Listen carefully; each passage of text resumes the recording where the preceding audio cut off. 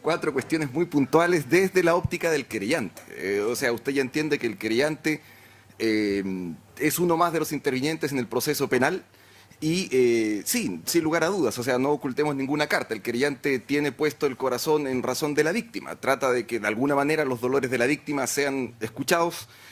A veces hay que sensibilizar a fiscales, a veces, y a veces hay que sensibilizar a tribunales. De manera que todo cuanto aquí paso a decir principalmente está pensado en razón desde la persona de la víctima.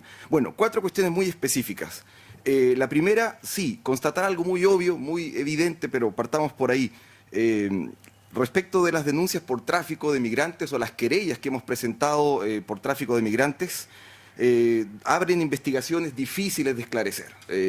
Y en esto tenemos que también tratar hasta donde se pueda, como abogados querellantes, de hacer una autocrítica. Yo estoy consciente que claro que se le da muy poca información a una fiscalía cuando las denuncias y las querellas que nosotros patrocinamos y nosotros mismos presentamos son muy pobres en el relato. Claro, un fiscal con una denuncia tan escasa, tan escueta en relato, tiene poco por donde comenzar a escarbar en coordinación junto con las policías. Pero si somos honestos, pónganse en nuestro lugar como querellantes y no se trata de que es la mala calidad de la querella o la mala calidad de la denuncia. Ve usted la realidad con la cual hay que lidiar en la Oficina de Derechos Humanos de la Corporación de Asistencia Judicial. Estamos hablando de víctimas que en ocasiones no comprenden bien el idioma local. Partamos por ahí, por cuestiones así de elementales. De manera que la dificultad ya de querer comunicar ellos de manera completa, cabal, qué pasó, qué les hicieron, por dónde anduvieron, eso se ve a veces muy entrabado por algo tan básico como el idioma. En segundo lugar, aun cuando la víctima no sea en rigor autora de un delito, parece ser que no se condice con su sentimiento, con su propia mirada de sí mismo. Hay mucha persona que ingresa por tráfico a Chile y de alguna manera sospecha de sí misma que está envuelta en algo ilícito. De forma que no todos se acercan a una oficina como la de Derechos Humanos, menos se acercarán quizás a una unidad policial, porque sospechan, se sienten que están envueltas quizás como encubridoras, como cómplices de algún hecho ilícito. De forma que hay una cuota de miedo, de temor, y quizás también a regañadientas, perdonen la vulgaridad de hablar así, pero a regañadientas uno trata de sacar la información para incluir en la denuncia o en la querella. Y otra cosa, quizás muy triste de constatar, sí, tiene que ver con la incapacidad cultural de muchas personas para poder relatar lo sucedido. Quizás hablan español, sí, hablan español, pero personas que no tuvieron acceso a la educación formal, enormemente complicadas para convertir un pensamiento en palabra. Algo tan básico que quizás con lectura, con colegio se hubiese podido superar, pero no es la realidad de muchas víctimas que desde su pobreza escucharon y creyeron un anuncio y se embarcan en algo que luego termina siendo lamentable para ellos. Así que lo primero es partir constatando eso. Sí, el tráfico de migrantes abre investigaciones que son difíciles de esclarecer y a veces difíciles desde su comienzo, porque estoy consciente que nuestras denuncias y nuestras querellas llegan a veces aportando muy poca información, por dónde partir.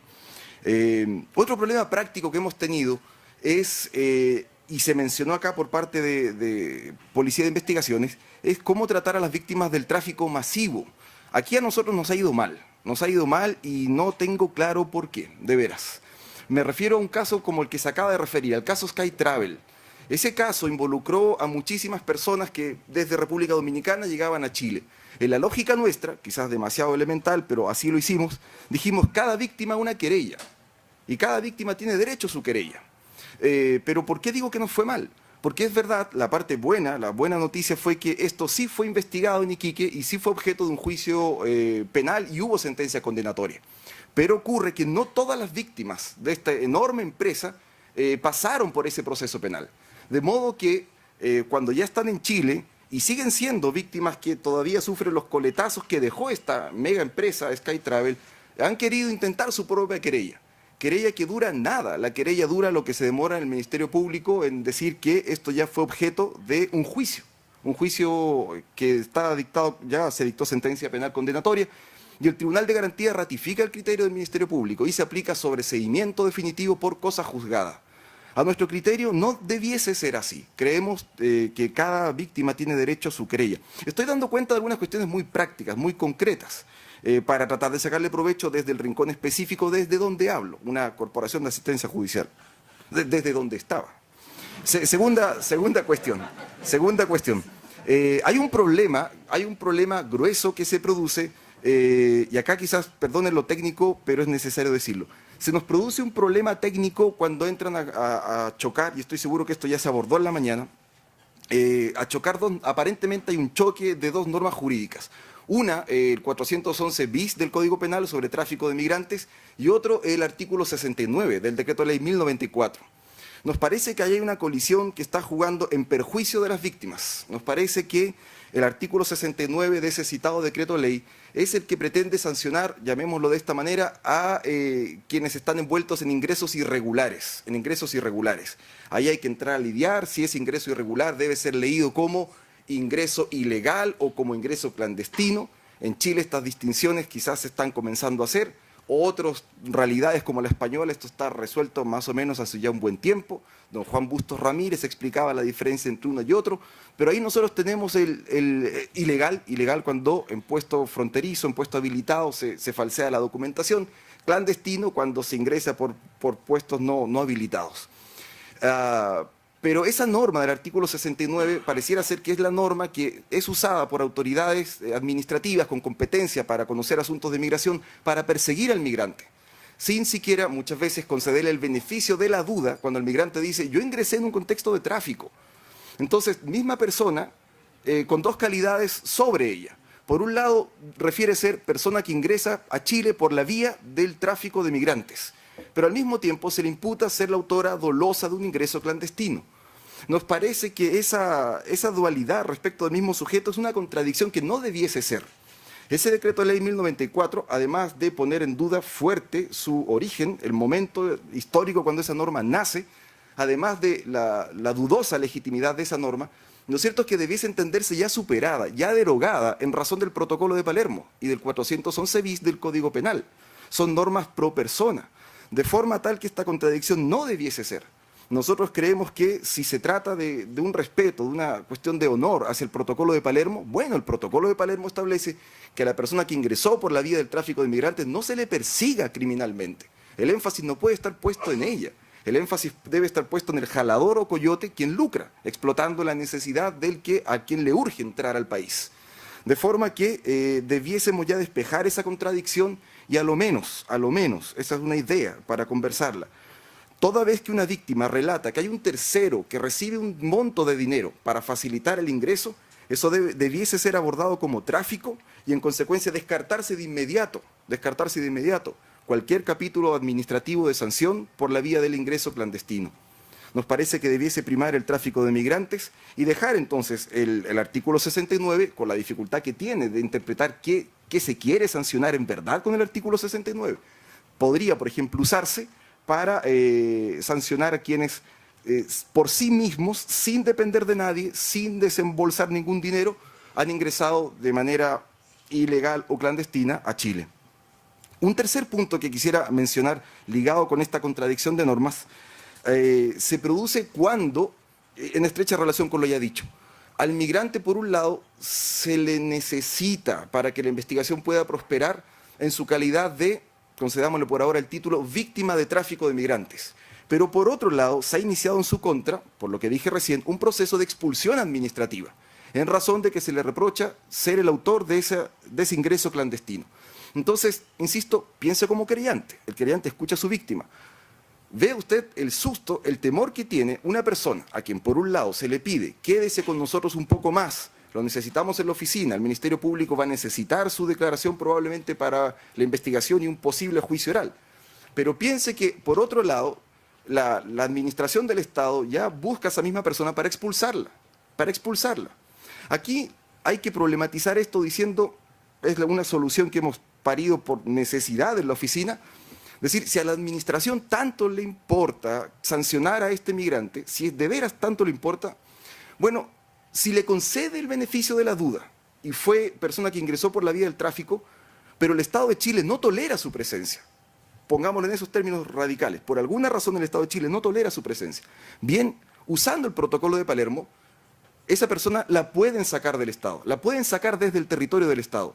Pero en ese caso, si nos tomamos en serio el protocolo de Palermo, lo correcto es aplicar la repatriación, no la expulsión. Entre repatriar a una persona y expulsar a una persona, la diferencia es enorme. El protocolo de Palermo sí deja abierta la puerta a que, si es necesario, el Estado que recibió a la persona la repatrie a su tierra natal, en términos de orden, dignidad y seguridad. Nada de eso está presente cuando se dicta expulsión de una persona. Expulsar a una persona es un reproche, es una sanción. Y lo que hoy se llama expulsión, apenas se cruza la frontera, se llama prohibición de reingreso.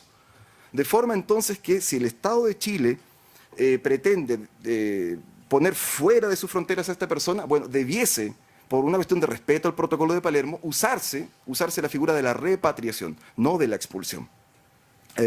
Y además, es una experiencia que nos tocó conocer desde adentro.